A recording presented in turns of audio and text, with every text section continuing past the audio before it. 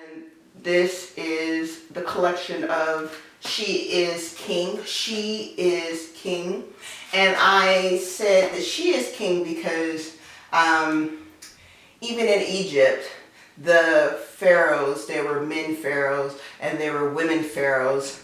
And those pharaohs, they did not differentiate between pharaohess. They said pharaoh, so she's king. So I think that's important that we are able to identify who we are and what we are. And this first king is called I'm Hungry.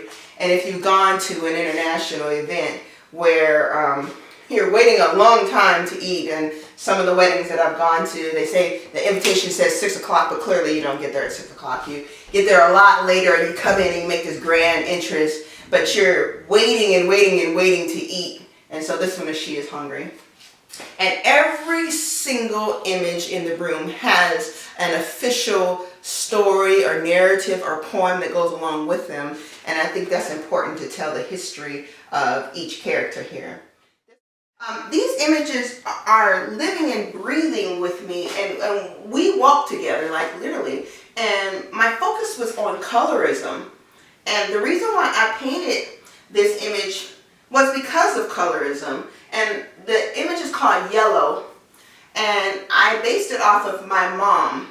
And my mom and my uncle were adopted because of their skin color. So my grandmother, and I have pictures I'll show you later, was a tall, deep, black woman, and she was Blackfoot native, and she was so beautiful with that deep skin, and she purposely went and adopted children who were light-skinned, light as a brown paper bag, because she understood that the lighter the skin that the baby had, the more chance in society that they could be successful. My parent was adopted in 1957. She was given up for adoption by a white family because they couldn't have a black baby in the family. And my uncle, who was really light too, so they did this on purpose to make sure to ensure their economic well-being.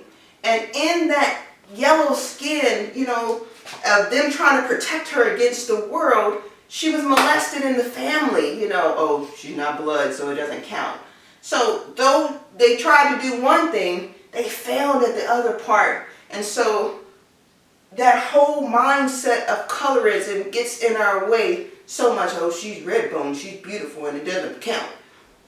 But this colorism is a stickler with me because of how I grew up. My dad saying, oh, she's not mine because she's too dark.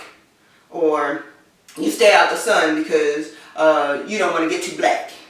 And so that mindset it runs deep with me, and I was writing some stories about that today, and that's called Yellow.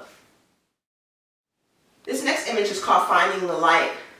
And it just talks about how no matter how dark the room is, or we could be outside, like we were in Patagonia last night, and it's so dark out there, and you can barely see your hands, but if you consciously turn on a flashlight, you have to flick the switch. You have to flick the switch yourself, or a lighter. It illuminates everything, and that's our lives.